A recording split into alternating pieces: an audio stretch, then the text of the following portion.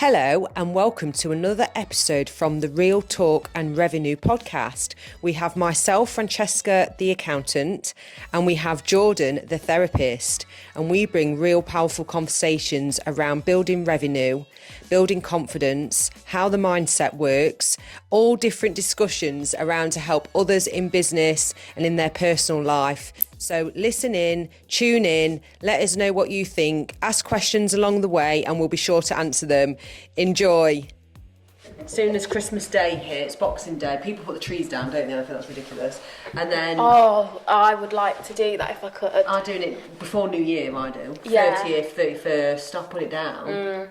Would you put it down Boxing Day? Well, that's a bit soon, but like the in-between, like, yeah, I think once I took it down 27th. We'll be going down today. I just like to get it down and like hoover up. Yeah, it's a great feeling, the hoovering around. Yeah, just get everything reset, put back, fresh slate. Yeah. But yeah, I don't know New year, new me. I don't. Yeah, not that. New not year, that. new me. New year, new goals. Do you do New Year's resolutions? No, not for a long time now. No, I haven't. What I have done in years gone by, you know, the podcasts that I listen to in the book club that I'm a part of. She does like a goal setting party every year. Oh yeah. Where you just like set goals for the year, in like different areas of your life, like whatever ones are relevant. Yeah, I've done that before. Just done the goal setting party. And is it good? Yeah, really enjoyable. Yeah, just So like a framework. So you don't do anything like. You just all listen at the same time on a live or something? Yeah, it's just like on like Zoom sort of thing, and you just like going through like a format of like setting goals. And how many people could be sat on that Zoom? Like, I don't know, loads, like maybe 1,000, but... Flipping heck. Yeah, like... And she does it every year? She's done it the last, I don't know, 4, 5? Fair play to her. She's got about 4 kids, hasn't she? She's got 3 kids. 3 kids. Yeah, twins and all. Oh, God, you just think this is manic. But the first year, she set up the podcast and then she did the goal setting party like the first or second year, and that was her biggest ever earning. She earned £45,000 on the goal setting, just for the goal setting party. There you go, kids. Yeah. Watch and learn. Yeah, which I love hearing about that sort of thing. Oh, I love hearing about that sort of thing. Because it's such a random thing as well, isn't it? Like, she's like, actually, I enjoy doing this. If anyone wants to do it with me, buy a ticket. This is what we're going to do. 45 grand later, thank you. To help anybody then with their New Year, new goal setting, right, I've noticed people avoid doing what they like doing in business because they don't think it's possible to have that. They do all the things they don't enjoy in business or in their jobs. Yeah. Because they don't think it's possible, but it is. Yeah. It so is. But it's finding... Because when you're on your... So, for example, you can think, well, I don't want to do admin. And you assume everyone else thinks the same. Yeah. But there's someone better than you out there that can do all your admin. Yeah. So it gives you that free mental space. Or AI stuff. I was listening to the podcast about that, and it's another thing to sort of like learn and leverage in some way, because obviously it's going to be helpful. It's going to be so helpful. But so in business as well, you can feel like you have to do all those things because you wouldn't give someone else a job that you wouldn't do yourself. What? Yeah, of course you would. Leveraging skills, isn't it? Leveraging skills. I think it's not just that as well. Like, we're sometimes scared to do things because we think like, probably can't make money from that, like, or nobody else would be interested in that. Yeah. And they are, like, people are interested in like the most bizarre things. Like, there's a YouTube for everything, there's a TikTok account for everything. Like, look at Mrs. Hinch, we've spoken about her before. Like, when she went viral cleaning her house, like, people love a clean house. I know. Do you see her little reels now? See the odd one? No, I've not seen them. I still follow her, but my algorithm doesn't pick them up, as you know. My social media use is sporadic. So. She's just, the reels are so aesthetically clean and fresh, and You know, and people assume the effort to film all that. Yeah. But actually, the idea of it's harder than the reality is. Yeah. It's just putting that reality in place, and you'll be like, oh yeah, it's not actually as bad as I thought. Yeah. And they look better as a reel because you can edit and cut very easily. Yeah. But people assume you need special skills to be able to do it, and you don't. Yeah. It's the effort, but the reason why and the systems that can help you do that now is like CapCut. Yes. Loads of templates and features and things. Yes. Like there's lots of things that can help you. It's having the time though to look through all that. It isn't to learn things, learn the basics, but the things that you can use that look like someone's professionally put it together for you, and like you've used an app that can help you do that. Like there's a lot that can facilitate, isn't there? And that's what's quite scary. I know there's some fantastic video editors out there, and I definitely think people need them for life. Intro film style, bloody cinematic. Intro to your business, that'd be amazing, something cool. Yeah. But maybe for certain reels now, no, I think you can either use someone in-house, absolutely. teach someone, or teach yourself. Yeah, do it yourself. And a lot of the time as well, like some accounts, it's people just want to see like real snippets of your life and behind the scenes. So even if they're not that good, they're not that polished, like it can just be a few clips of what you're doing that day, like unpolished. Day in the life. Just, day in the life. They're so popular. Stuff like that. I love things like that. But people feel, and I'm assuming, because I feel it sometimes, that who's going to look at me? What am I going to show? Yeah, it doesn't matter, does it? And I think as well, like if ever I embark on anything now, obviously I've got loads of ideas that I struggle to execute for various reasons. But I think to myself, like, well, I'll do it to learn something new and like enjoy the process myself. Yeah. And then if people enjoy it or like it, that's just a bonus, but I won't expect anything from it. Yeah, do you know what I mean? Well, I remember doing a reel 3 years ago, Day in the Life. Come with me to an event. I said to my business partner, I'm going to film my events and do reels out of it, because no one was really... They were doing it, but not many. And I feel like I've stopped and people are now starting. I'm like... But the thought of going back on it, I'm like, because there's still effort to do it. Yeah, of course. It's a lot of work, but it's more mental, like, strategy plan, rather than the actual execution of it, to be really honest. But peeling everywhere. Oh, yeah. Oh, God, look. Yeah. Classic, isn't it? Always happens. Gross. So lots to think about. So new year, new goals. I don't do it because it can be forced.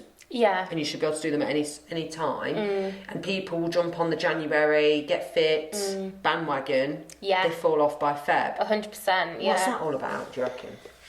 Well, it's just, it doesn't flow for people, does it? Again, it's like this, like, it's nice. The New Year's a nice time, like, it feels like a bit of a fresh kind of start or whatever. But people are unrealistic. Like, you are still the same person that you were yesterday. Yeah. Like, do you know what I mean? You've not all of a sudden got a new set of like habits, attitudes, values. So it's still a case of like building new habits. So it's how you set yourself up with that, isn't it? Yeah, 100%. People do too much all at once. They do, all or nothing approach. Yeah. It's and so also, interesting. like seasonally, human beings, we're not designed to go hard in the winter months. Biologically, that's not what we're set up for. So actually we're better. There's a what is it, I can't remember, is it like the spring equinox or something like that, that's actually like a natural time to set goals and go for it, and it's like spring, not the midst of winter, the 1st of January, the absolute darkest depths of winter. And Christmas is over. It's not a natural time for human beings to feel energized, to feel like, I'm ready, let's go. It's still dark, like short days. So spring is a better time to set goals. It's interesting, but then I think, so I'm thinking, well, no, because of you can have goals at any time of the year. Yeah. But what I'm saying is, like, certain times of the year lend themselves better to certain attitudes and certain phases of goals and development. Whereas winter's more like sowing seeds, enjoying the fruits of the labour of like the last few seasons, like scaling back a little bit, resting, recovering. Yeah. And then again, spring is like a time where we're gearing up again. So it's not to say like you stop and sit on the sofa or winter, but it's just like, just steadying the pace a bit. Do you know Don't what I put mean? the pressure on for, Yeah. oh, it's the 3rd of Jan, I said I'd do it first, or whatever, because that first few days in January when you are healthy, clean up your diet because you've ate like a pig, and that's me all over. And cleaning up your house. Sorting house. out all the And that first stuff. boring food, no, I shouldn't say the boring food, because there's some nice healthy food, but it does feel a bit rubbish in the first week of Jan. Well, especially after you've eaten like loads of processed, like high sugar, like pigs in blankets, like roasties, cheese all the yum, crackers cheese, and all that, which I am fully gonna, enjoying. And to be honest, I always do this. 31st, so in a few days, I'd rather stay in on the 31st of December and eat. 100%. Yeah. Are you staying in? Yeah, of course. We've got a nearly 2-year-old. Yeah. What was the? It's because there's pressure again. George so is working. Kids.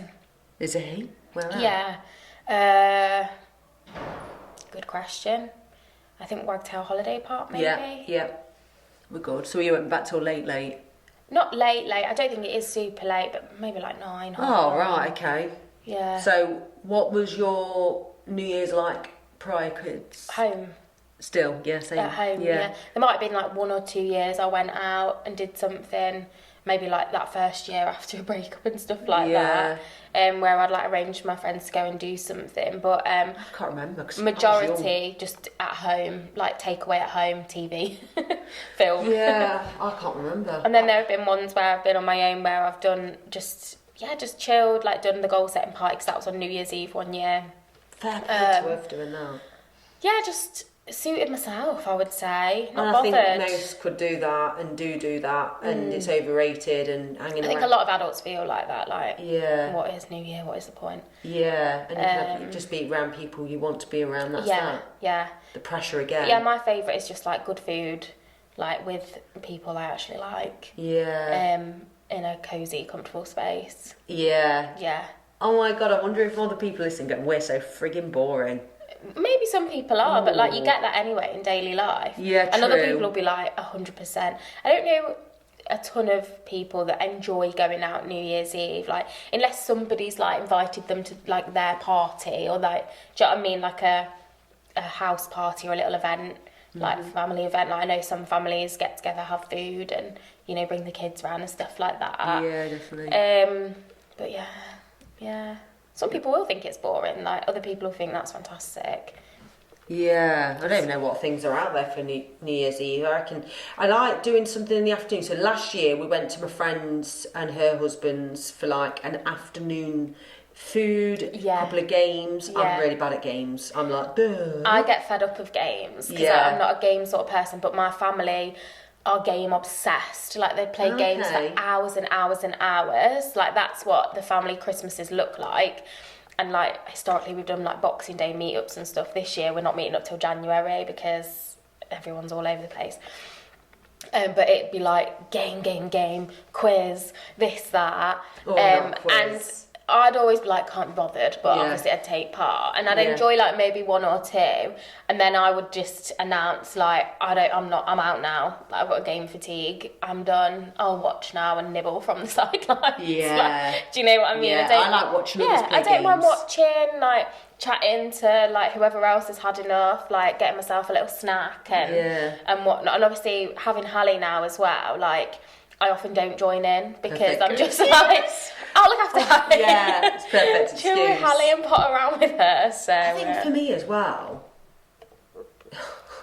as soon as someone mentions let's play a game, my default's like, oh.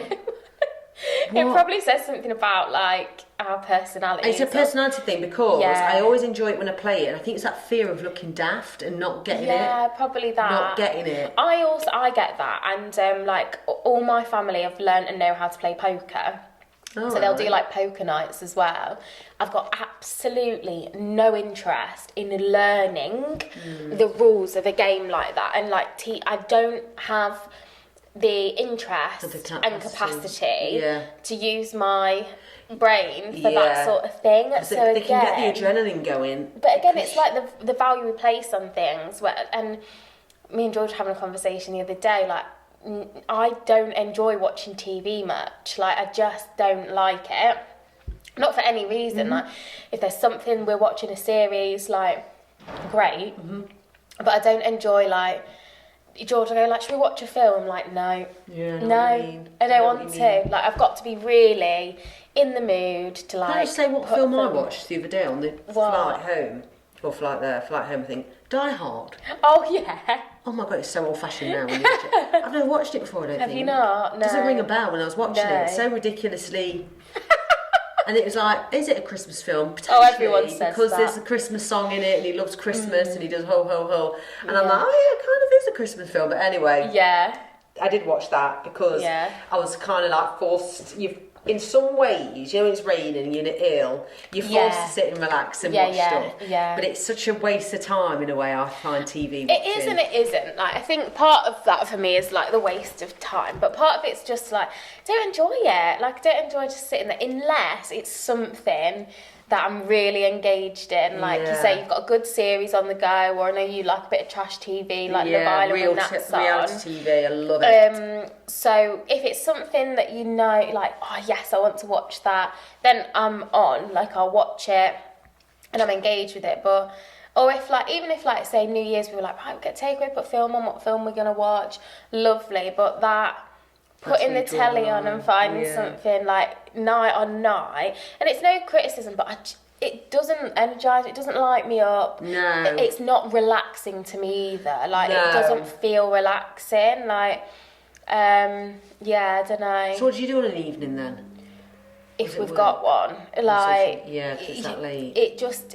Sometimes there's no evening left. Like, by the time like Hallie's gone down, and then you've just like potted about and reset the house a bit, do you know what I mean, done the pots from dinner, like all that sort of thing. Like, now, like, wrap a couple of presents, by that time it's probably like 10 o'clock. So the day just disappears. So again, like, I don't want to sit down and put the telly on at 10 o'clock at night. So I kind of try and sit down for 6:30, 7:15 and allow myself an hour to an hour and a half. We can't do that because that's exactly bang on her time. Like, you know, when you're like winding down, bath, getting ready for bed, that sort of thing, depending on what kind of a day you've had. Because I remember Bella was always going down between 7 and 7:30, whereas Luca was always between 6 and 6:30. But up at 5 because of he liked to sleep. That's it. So but otherwise it's like cup of tea, little snack. Sometimes I'll watch like a YouTube video that I want to watch, a YouTube video, or listen to a podcast, or like read something. That's a good idea. I don't do loads of reading, but like, I'm reading a book at the minute in the book club, and it's about feng shui in your house. Oh my God, I love it. What's that? Feng shui, it's like a Chinese practice of like the energy in your house, and like organising the rooms to like leverage your goals in different areas. It's really cool, honestly. Like, I'm like, what the hell? Into feng shui, but it's great. I love it. I wonder if anyone else recognises what you've just said. There will be. Yeah, there will. I'm like, what? Yeah. It's funny because the other day George came back from work and I was in the middle of the kitchen. Yeah, basically. With my phone, with the compass on, like mapping out the zones of the house. Oh, brilliant. What was you thinking you was going to get from doing that? What is it you was liking about it? I really like my house and the energy of the house, or like the chaos of the house. It really impacts like how I feel, like whether I feel overstimulated or not. And I think you're the same because you keep a very, very clean and tidy house and organised and whatnot. So it was just that. It's just that I like to feel like comfortable, and like my house is like making my life easier rather than harder. Yes, and I feel sorry for anybody that's in a house that they don't feel they can make it easier for them. Yeah, and everyone else is messing it up. And with a toddler and George, it's really hard, to be honest. So I'm constantly trying to keep clutter out of the house, like minimising stuff, like sorting clothes, like sorting toys, like just trying to, not all the time aggressively, but like a steady stream of just, so that it doesn't all build up and then you feel like, oh my God, I need a week to tackle this, I can't do it. So it's just that I like that sort of thing, keeping on top of things. And when you've got somebody in the house that's like very ADHD and a toddler, keeping things more minimal than the average home supports someone that's got a nervous system like mine that's very sensitive to like I love how you clutter. just said that, nervous system that's sensitive. That's yeah, me. It is me as well. Like to I'm noise, very clutter, and feeling like an alien in my own home very easily. Yeah, 100%. Yeah. I'm so glad I could just share that, how it is. And there's probably so many people that live in a life like an alien. Yeah. And it's so good that hopefully they take it to inspiration for what we're saying. It's misalignment, you can feel isn't weird, it? That, can't you? yeah, where you just feel out of place, disconnected, not quite right. You're out of alignment, aren't you? That's what it is. It's so true. What does... Is George hard to live with? Yes and no. Like, it doesn't mean he is for anybody else. I'm just saying because I've got to remember this from me. Yes and no. And I think, again, like personality types and the way you operate within a home, it can like clash or complement. And George is very type B. He's like got a classic ADHD brain, so he'll like know the task at hand and leave like a trail of destruction, if you like, or mess whilst executing said task. Yeah. And then like his level of organised and clean just is way different to mine. Do you know what I mean? I wonder if, and we're hard work though, and I'm 100%. Yeah. If you asked George, is Jordan hard to live with, he would probably say yes. And I wonder if Steve would as well, actually. Like high standards, and he would say that. Yeah. He might secretly like it. To me, that's not the case. I mean, absolutely. Like, if I just stopped one day, like, there have been days or weeks, you know, in the midst you're on of one. Where, no, not even where I'm on one, where I anything. don't have the energy. Do you know what I mean? I'm burnt out, like, or you've been parenting hard or whatever. So then what happens? And sometimes there have been days where it's been like, this kitchen's like a bomb's hit it, like need to get on top of it. So, but his threshold for when he feels that, as opposed to when I feel that, I'm like down here, he's like, really, can tolerate a lot. Yeah, that's so interesting. Yeah. So do you not think you're hard to live with then? Yeah, no, I think I am hard to live with. Yeah. I think I am difficult to live with, and I think historically I've been very difficult to live with. So you've worked on it? Yes, and I've had different life events and experiences that have made me more flexible than what I was when, say, I was like 25. Yeah. When I was 25, horrific. Really? I would say very difficult to live with. Yeah. Oh, wow. Yeah, getting a dog was absolutely transformational for my, like... mindset. Way in the house, if you like, because of like letting them make a bit of a mess and you go, it's okay. I couldn't, it was not possible. And again, when you have a child, my God, like you can't be so clean and tidy. You can't do it. It's great to let it go a bit. Yeah, I can relate to that a little bit. I don't think I was terrible to live with until probably older, when I've realised how I want to live. But I do think I can probably make Steve feel that it's not an open house where anyone could just come around whenever they want. And he probably feels like, oh, just to let you know, this, you know, someone's coming around or whatever, and I'm like, oh, and he knows me now, so he's got that respect for me that he you know, allows me to feel like I can just say, oh, but it doesn't mean I don't want them to come round. It means I'm just like, oh, it's out my, you know, why is it last minute? I'd planned it. George would say that about me, he would say that I don't cope well with spontaneity, but it's not spontaneity, it's a change of plans that's sprung onto me. I really don't like it. Like, you know, being told this is happening. Well, no, I don't want it to. You're telling me, and no, I hadn't planned for that. That wasn't what I'd set myself up for. Sometimes I can be okay with it, but a lot of the time I'll just stop, and he's like, what's going on? What are you thinking? Like, I can see your brain just ticking over, and I'm there just like, and he's like, what? And I'm like, that's just not what I'd imagined was going to happen. But sometimes, and you're probably the same, like yesterday as an example, we were going to go to George's mum's at 6 for the round table thingy. I've sponsored one. Oh, have you? Oh, amazing. For Fernwood. Oh, that's great. For but we were going out for dinner for a date night. Went to the best restaurant ever, by the way. Yeah, and I decided in my head, actually, it was going to be cutting it too fine. We'll give her a letter of Santa tomorrow. But I hadn't communicated that. So George was still working off the plan that I'd originally kind of set up. And then he came upstairs to have Charlotte, like, right, what time are we leaving? I was like, oh, no, we're not going to make it. Like, let's just... And he's like, what? No, like, I thought we were going to... And then I was like, well, we haven't got time now. We're not going to be there on time. And he was like, yes, we are, like, blah, blah, blah. Anyway, we were. But, again, sometimes, yeah, I'll do that. Think something and forget that I haven't said it out loud. Yeah, well, it's the same as, like, you think you've replied to a message and you haven't. You've done it in your head and you haven't. So. Yeah, I need to catch myself with that, because I'm really quick at replying, I'm on it sort of thing. And I respect that some people, I now respect that some people can't be, or just not, and that's okay. There was something I was going to say about... Yes, with Steve as well. It's because I'm very sarcastic and a bit silly at times, and this, that, the other. There's times that he can take it really well. Yeah. And then there's times where he thinks he doesn't, and he's really serious. So, for example, he's not going to listen to this, but it's not about him, and this is what we should be sharing anyway. But I had a meeting. He comes on our board meetings. I said to him, get to Liberty's because they're really busy now. Get there 15 minutes before if you want to get, because he's going to get the coffees because I had a meeting here. So off he went. So he didn't get here till 10:10. I was absolutely fine chatting to June and Dan. It was all good. Just was like, told them, I said, I bet he's getting the coffees. I'll check live 360 because there's always a queue and stuff. And he rocks in at 10:08 with a bit of a sense of urgency about him. That's his own urgency now. Because he's as bad for times and stuff. And I was like, that's why I laughed. And I was like, that's why I told you to get there for 9:45. And he went, well, yeah, it took 25 minutes. Do the maths.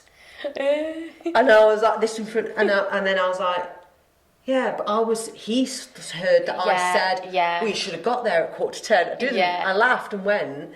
And then I pulled him up on it later. And I was like, yeah, you bit at me a little bit. He's like, oh, you made that comment. I was like, I was laughing. Saying that's why I told you to get there because they're busy now. Do you know what I mean? And it's like, it's interesting how people live with each other for years. And there's still things that annoy you. But I think that's what happens when you live with a person, and living with somebody is really hard.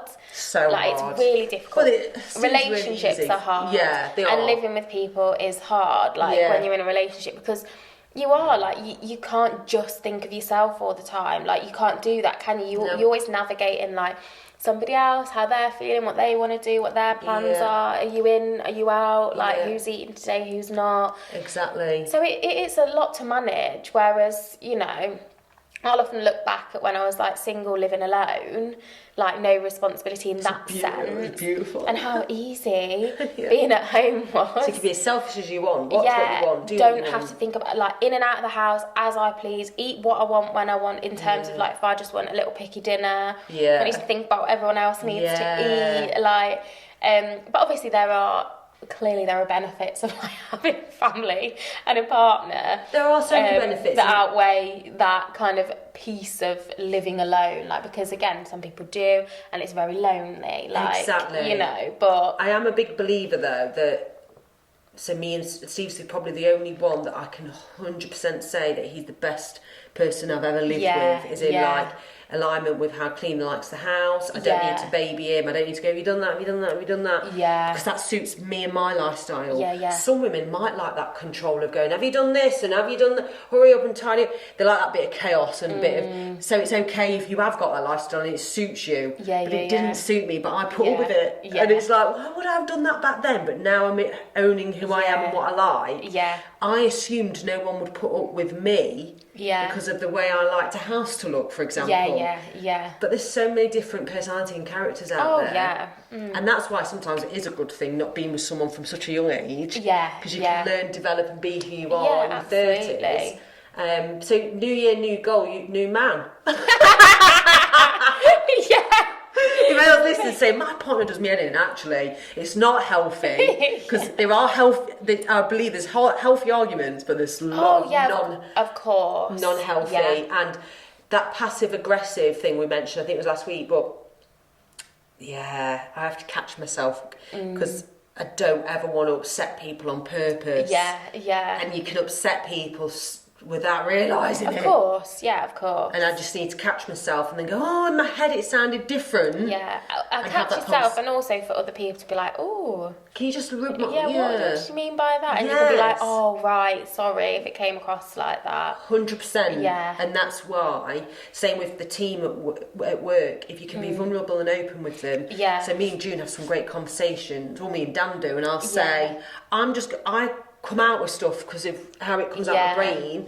Please pull me up if I've offended or said something. And she said that I did, but it was aimed at her and Dan, and I explained my side of it. She's like, right, got you. And then it was like, and then I said, I got why you felt like that too. Done. And it should. Life isn't as simple all the time as that, but it should be. But the amount of times I've had issues with people and gone away and it's taken 2 months to sort out. People won't allow those 2 months to happen though. And then you end up in a worse situation. You've just got to give. And I've said to you, oh, I've said something and they've said something. Time, just give it a little bit longer, and we do, and we talk and we sort it out. That's it. So and on that note, Happy New Year. New Year, new goals, new thoughts. Good timing. Right, enjoy. See you soon. Bye. See you in 2026.